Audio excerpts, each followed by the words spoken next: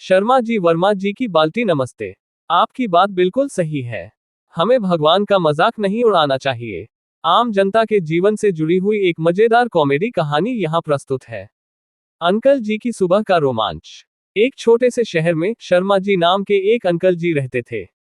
उनकी उम्र करीब 55 साल थी और उनकी सबसे बड़ी खासियत थी उनकी सुबह की सैर।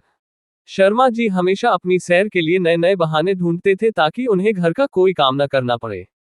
एक दिन उनकी पत्नी श्रीमती शर्मा ने कहा, शर्मा जी, आज सुबह सैर पर जाने से पहले जरा नल से पानी की बाल्टी भर देना।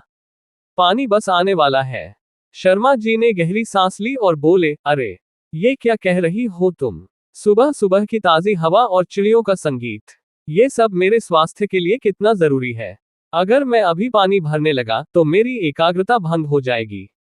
श्रीमती शर्मा मुस्कुराई, आपकी एकाग्रता तो तब भंग होगी जब नल में पानी आएगा ही नहीं और आपको नहाने के लिए भी पानी नहीं मिलेगा। शर्मा जी को बात समझ में आ गई।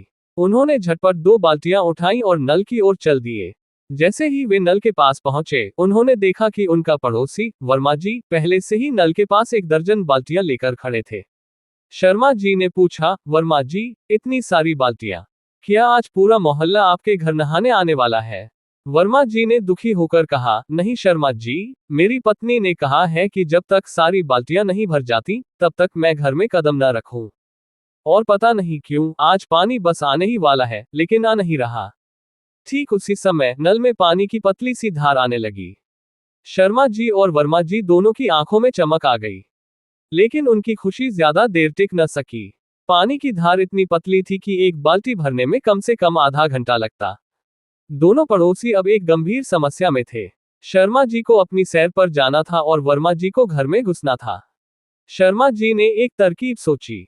उन्होंने वर्मा जी से कहा, देखो वर्मा जी, हम दोनों एक काम करते हैं। मैं तुम्हारी बाल्टियां भरवाता हूं और तुम मेरी बाल्टियां भरवाओ। लेकिन पहले मेरी बाल्टियां। वर्मा जी ने सिर हिलाया। शर्मा जी ने अपनी बाल्टी नल के नीचे रखी और वर्मा जी से कहा, जब तक मेरी बाल्टी नहीं भर जाती तब तक तुम जोर जोर से गाना गाते रहो। इससे पानी जल्दी आएगा। वर्मा जी हैरान थे, लेकिन शर्मा जी की बात सुनकर उन्हें लगा कि शायद ये कोई नया योगा टेक्निक होगी। उन्होंने अपनी सबसे पसंदीदा फिल्म का गाना गाना शुरू कर दिया। शर्मा जी की बाल्टी धीरे धीरे भर रही थी और वर्मा जी पूरी गली को अपनी सुरीली और बेसुरी आवाज से गुंजायमान कर रहे थे।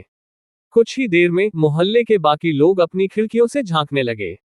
एक महिला ने अपने पति से कहा, सुनो जी, वर्मा जी ने आज सुबह सुबह कौन सा नया व्रत लिया है? पति ने चश्मा ठीक करते हुए कहा, लगता है उनकी पत्नी ने उन्हें फिर से गाना गाओ पानी पाओ प्रतियोगिता में भेज दिया है। जब शर्मा जी की बाल्टी भर गई तो उन्होंने वर्मा जी को धन्यवाद कहा और अपनी सैर पर निकल पड़े।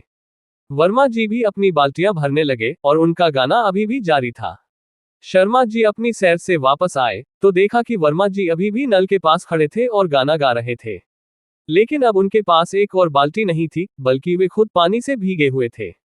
शर्मा जी ने पूछा, वर्मा जी, ये क्या हुआ? आप भीग कैसे गए? वर्मा जी ने थके हुए अंदाज में कहा, अरे शर्मा जी, मैंने सोचा कि अगर पानी इतनी धीरे आ रहा है तो क्यों न मैं ही नल के नीचे जाकर बैठ जाऊं, ताकि कम से कम मेरा नंबर तो जल्दी आए। दोनों जोर से हंसने लगे।